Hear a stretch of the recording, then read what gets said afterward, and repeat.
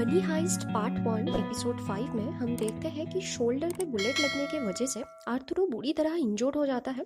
सब मिलकर उसे रूफटॉप के नीचे लाकर एक टेबल पर लेटा देते हैं। टोक्यो फर्स्ट एड लाती है, गैंगस्टर्स उसका प्रिलिमिनरी ट्रीटमेंट करते हैं। मोनिका नींद से उठ जाती है और वॉल्ट से बाहर आ जाती है। उधर मीडिया के लोग हुए गए एक्सीडेंट को लाइव कास्ट करते हैं एंड पूरा इल्जाम पुलिस पर जाता है। आर्थुरो रोते हुए बोलता है कि मुझे अपनी वाइफ से एक बार के लिए बात करना है। टोक्यो वॉइस ओवर पे बताती है कि डेथ बेड में हम लाइफ के असली मतलब समझते हैं और इस कंडीशन में शायद आर्थुरो समझ गया था कि उसकी वाइफ लॉरा, जिसके साथ वो 14 इयर्स की शादीशुदा जिंदगी बिता चुके थे, वो ही उसका ट्रू लव है। फ्लैशबैक में हम देखते हैं कि ट्रेनिंग सेशन में प्रोफेसर इन लोगों को ह्यूमन एनाटॉमी के बारे में थोड़ा बहुत नॉलेज दे रहे हैं। डेनवर पूछता है कि किस क्राइम सीन में हम डॉक्टर्स बनने थोड़ी आए हैं। तो प्रोफेसर बताते हैं कि अगर तुम लोग इंजर्ड हो जाते हो तो उस टाइम कोई डॉक्टर नहीं आएगा, तुम लोगों को ही अपना ख्याल रखना पड़ेगा। डेनवर बताता है कि ये सब नहीं होगा, ये बहुत ही टफ है। तो हमारा समझदार बर्लिन उसे बोलता है कि रिलैक्स, कोई ब्रेन सर्जरी नहीं है, जस्ट बुलेट को बॉडी से बाहर करना सिखा रहे हैं। प्रोफेसर बताते हैं कि अगर तुम लोग जाना चाहते हो तो अभी भी टाइम है, यू कैन लीव। सब चुप हो जाते हैं। प्रोफेसर नायरोबी को टेबल पे लेटा के टोक्यो को सिखाई हुई चीजें रिपीट करने को बोलते हैं। तभी टोक्यो को पता चलता है कि नायरोबी एक बच्चा का माँ है। नायरोबी एंड टोक्यो के बीच वर्बल फाइट हो जाता है और तब से उन दोनों का फ्रेंडशिप स्टार्ट होता है। उसी रात टोक्यो माफी मांगने के लिए नायरोबी के रूम पे आती है एंड उसके बेटे के बारे में पूछती है। वो इमोशंस के साथ बताती है कि वो 7 साल का है, उसका नाम है एक्सल, बहुत ही स्ट्रॉन्ग है, बिल्कुल अपने माँ की तरह। जब वो 3 साल का था मुझे अपने माँ के घर से उसे लेकर आना पड़ा, क्योंकि जब वो रोता था उसके चिल्लाने की आवाज़ बंद करवाने के लिए उसे अल्कोहल पिलाया जाता था। मेरा कोई फैमिली नहीं था, बस मैं और मेरा बेटा। ड्रग सेलिंग के वजह से वो लोग मुझे अरेस्ट करते हैं। मेरे पास कोई जॉब नहीं था, मेरे बेटे से विजिट तो दूर कॉल तक नहीं करने दिया। टोक्यो जब पूछती है कि क्या उसके बाद तुमने उसे देखा, तो नायरोबी बोलते हैं नहीं, पर मुझे पता है वो कैनरी आइलैंड पर एक फैमिली के साथ है जिनका एक होटल है। बस ये जानती हूँ कि मेरा बेटा ठीक है।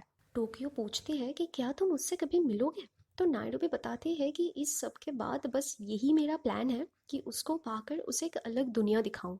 टोक्यो खुश होकर बोलती है कि बाकी सबके प्लान से तुम्हारा प्लान बेस्ट है।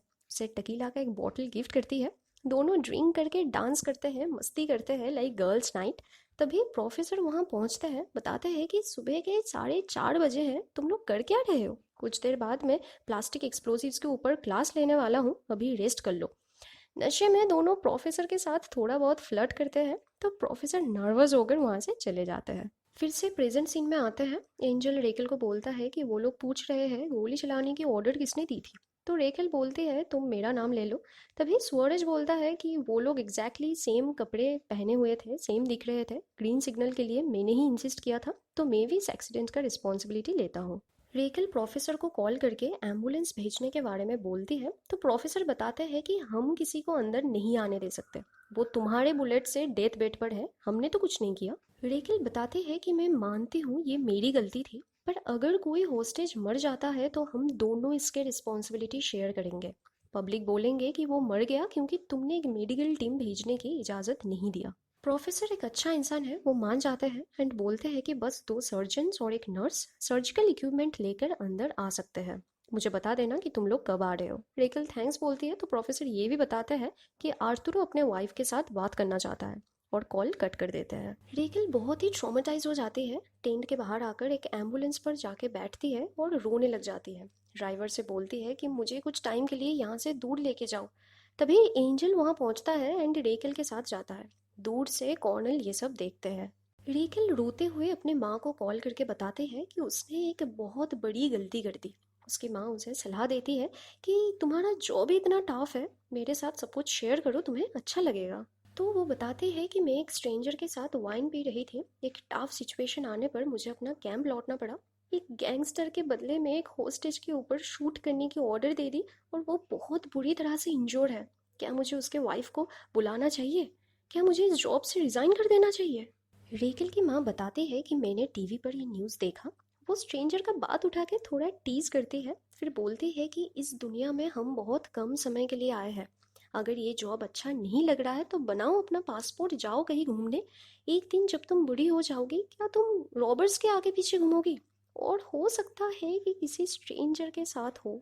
रेकल ब्लश करके बताती है कि हाँ हाँ मैं समझ गई, हम अपने पेरीमीटर में आ गए। अगर मुझे घर आने में देर होती है तो आप सो जाना। तो उसके माँ उसे बताती है कि तुम्हें भी किसी के साथ सोना चाहिए। रेकल बहुत ब्लश करती है एंड फ़ोन रख देती है। उसकी माँ एक स्टिकी नोट पे लिखती है कि रेकल एक स्ट्रेंजर को लाइक करती है। इधर डेनवर मॉस्को को लेकर वॉल्ट पर आता है जहाँ मोनिका है। पर अंदर आके वो दोनों देखते हैं कि मोनिका उधर नहीं है। डेनवर और मॉस्को खून के निशानी से मोनिका को ढूंढते हैं जो बाथरूम में वॉमिट कर रही थी। मॉस्को देखता है कि उसे फीवर है। मोनिका बताती है शायद मेडिसिन का ओवर रिएक्शन हो गया, I am not feeling well, मुझे कुछ देर अकेला छोड़ दो। मॉस्को बाहर आके अपने बेटे से कहता है कि उसका बुलेट बाहर निकालना पड़ेगा नहीं तो वो मर जाएगी। वो ये भी बताता है कि अगर बर्लिन किसी को मारना चाहता है तो ट्रिगर उसे दबाना चाहिए, तुम्हें नहीं। हम यहाँ पर रॉबरी करने आए हैं, किसी को मारने या फिर बचाने नहीं। डेनवर मोनिका को बोलता है कि अगर तुम थोड़ा बेटर फील कर रही हो तो जल्दी बाहर आ जाओ, कोई आ जाएगा। उसे फिर से गोद में उठाकर वो वॉल्ट पर ले जाता है। उधर एंजल रेकल को बोलता है कि वो मेडिकल टीम के साथ मिंट के अंदर जाना चाहता है। रेकल ना करती है तो एंजल बताता है वो गन्स का एक्सपर्ट है। अगर वो मिंट के अंदर जाएगा तो वहाँ कौन सी गन्स है, फेक है या रियल है, सब पता लग जाएगा। ये सुनकर रेकल मान जाती है। मोनिका गन शॉट के बारे में डेनवर से पूछती है तो वो दोनों सच बताते हैं कि पुलिस ने बाय मिस्टेक मैनेजर आर्थुरो पर शूट किया था। मोनिका बहुत ही पैनिक होकर पूछती है कि क्या वो जिंदा है। तो डेनवर बताता है कि हाँ, वो लोग ऑपरेट करने के लिए मेडिकल टीम भी भेज रहे हैं। मोनिका एंशियस होके बोलते हैं कि आर्थुरो सोचेगा सब उसके वजह से हुआ, क्योंकि उसी के कहने पे मैंने वो फ़ोन जुड़ाया। वो परेशान होगा, उसको प्लीज़ बताना कि मैं और उसका बच्चा दोनों जिंदा है। मोनिका की प्रेगनेंसी के बारे में मॉस्को को पता नहीं था। वो डेनवर को दुखी होकर कॉन्ग्रेचुलेट करता है, शायद ये सोच के कि उसका बेटा ये जानते हुए भी एक साथ दो मासूमों की जान लेने वाला था। एंजल को अंदर भेजने के बारे में रेकेल कॉर्नेल से बात करती है तो वो सरकास्टिक वे में बताते हैं कि शायद तुमने एम्बुलेंस का राइड एंजॉय करके ये डिसीजन लिया। मैं नहीं चाहता कोई और कम्बैट हो। रेकेल बोलती है कि इंटेलिजेंस टीम इतना पैसिफिस्ट कब से बन गए? क्या कल तुम वो गैस भरे टैंक भेजने की बात नहीं कर रहे थे? कॉर्नेल बताता है कि मैं नहीं चाहता और कोई कैजुअलिटी हो, तुम बस निगोशिएट करो और वेट करो। रेकेल अपनी टीम को बोलती है कि ये किडनैपर्स हमेशा हमसे दो स्टेप आगे कैसे रहते हैं। रेकेल अपनी टीम को उसके प्लान के बारे में बताती है कि कैमरा से छुप के बस यही एक अंडरग्राउंड टनल है जिससे हम अंदर जा सकते हैं, जो कि एक बेसमेंट तक जाता है। वहां से हम वेंटिलेशन रूम तक जा पाएंगे। सुआरेज बताता है कि कुछ महीने पहले ही इसको रिनोवेट किया गया था, तो शायद उनको इसके बारे में नहीं पता होगा। मैं और इंस्पेक्टर लोबो हम दोनों टनल से जाएंगे। रेकेल बताते हैं कि इंस्पेक्टर एंजल नर्स बन के डॉक्टर्स के साथ जाएंगे।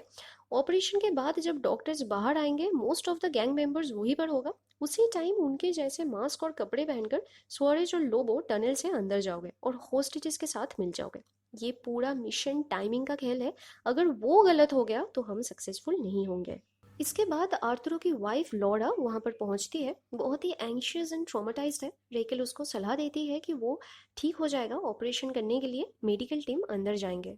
उधर मोनिका आर्थुरो के लिए एक नोट लिखती है। मॉस्को सर्जन से बुलेट निकालने की किट स्कैल्पेल लाने को बोलता है। मोनिका डेनवर को वो नोट पकड़ के आर्थुरो को देने के लिए भी बोलती है। बर्लिन आर्थुरो के पास आकर बोलता है कि तुम अपने वाइफ से बात कर सकते हो। तो वो बोलता है कि जब लोग क्लब्स में पार्टी करते हैं, एंजॉय करते हैं, तब किसी को अपने वाइफ की याद नहीं आती।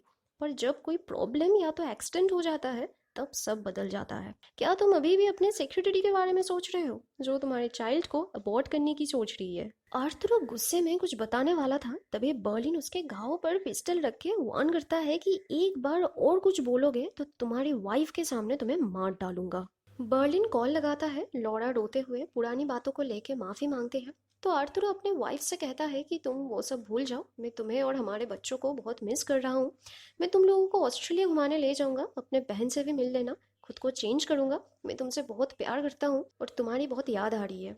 इतने साल से मैं पैसा एंड स्टेटस के पीछे भाग रहा था, पर अब मुझे समझ आ गया कि लाइफ में बस तुम ही मैटर करती हो। ये सब सुनकर बर्लिन ने जो रिएक्शन दिया ना, वो देखने लायक था। डेनवर ये सब सुनकर वो नोट अपने पॉकेट में छुपा लेता है। नायरोबी बर्लिन को बताते हैं कि डॉक्टर्स बाहर वेट कर रहे हैं। मेंस का दरवाजा ओपन होता है। एंजल नर्स बनके अपने दो डॉक्टर्स के साथ अंदर आता है। प्रोफेसर अपने कैमरा से एंजल को पहचान लेते हैं, एज उसने पहले भी पुलिस कैंप पे उसको देखा था। वो बर्लिन को कॉल करके बताता है कि डॉक्टर्स के साथ एक ऑफिसर है जो चश्मा पहना हुआ है। तुम्हें पता है कि क्या करना है। ध्यान से, कोई गलती नहीं होना चाहिए। ट्रेनिंग में प्रोफेसर इन लोगों को ट्रोजन हॉर्स की एक इंटरेस्टिंग कहानी सुनाता है कि एक बार ग्रीक्स एंड ट्रोजन्स के बीच वॉर हो रहा था। ग्रीक्स एक बहुत बड़ी लकड़ी के घोड़े के अंदर अपने सोल्जर्स को छुपा के ट्रोजन्स के गेट के बाहर रख के आए थे। उन्हें लगा कि ग्रीक सरेंडर करके उन्हें ये गिफ्ट भेजा है। वो लोग गेट ओपन करके उस लकड़ी के घोड़े को अंदर करते हैं, ग्रीक सोल्जर्स बाहर आ जाते हैं एंड उसी रात ट्रोजन्स ग्रीक के सामने हार जाते हैं। प्रोफेसर बताते हैं कि पुलिस के साथ हम भी यही थ्योरी अप्लाई करेंगे। प्रेजेंट सीन में आते हैं, देखते हैं कि बर्लिन उन तीनों को अपने ग्लासेस, वॉचेस एंड सभी मेटेलिक डिवाइस कलेक्ट करके उनको अपना शूज उतार के फ्लोर पर कॉकरोचेस की तरह लेटा कर चेकिंग करवाता है। हेलसिंकी एंजल के चश्मा पर एक माइक्रोफोन फिट कर देता है। फिर नायरोबी एंजल को उसका चश्मा देकर बोलती है कि तुम्हें इसकी ज़रूरत होगी, तुम ये रख सकते हो। इसके बाद गैंगस्टर्स इन तीनों को मिंट के अंदर लेके आते हैं ऑपरेशंस करवाने के लिए। Welcome, friends. Grab your things and come with me. Thank you.